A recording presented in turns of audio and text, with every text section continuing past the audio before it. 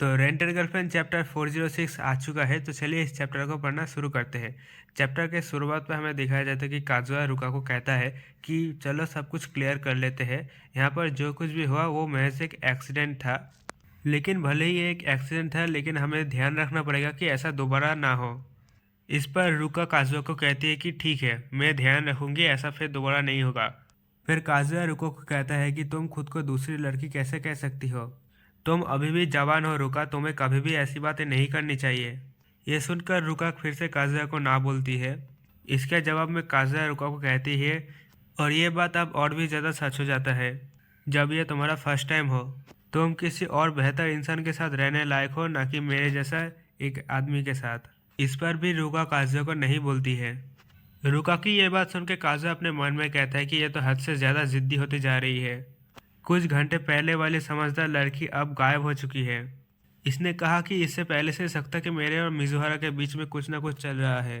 तो क्या इसे एक्सेप्ट करने के बाद भी उसने ऐसा बिहेव करने का सोचा? आज जो हुआ उसके बाद शायद उसकी उम्मीदें फिर से बढ़ गई होगी, जिससे वो एक्साइटेड हो गई थी।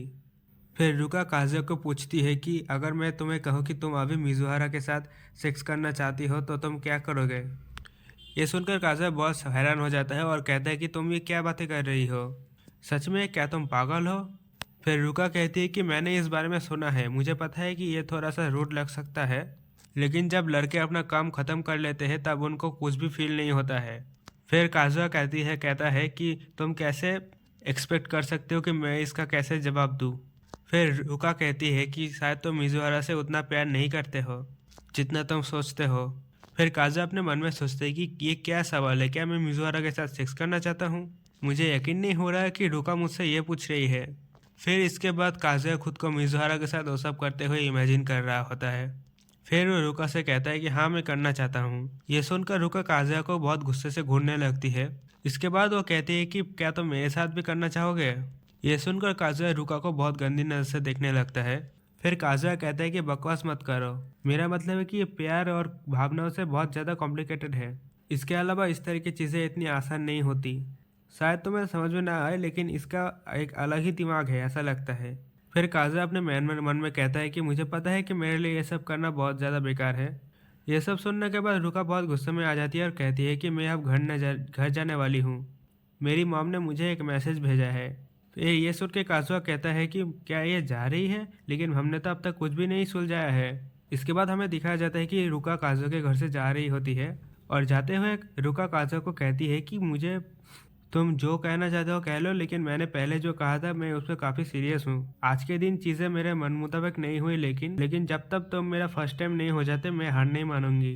ये सुनकर काजुआ कहता है कि जैसा मैंने पहले कहा था ऐसा कभी नहीं होगा।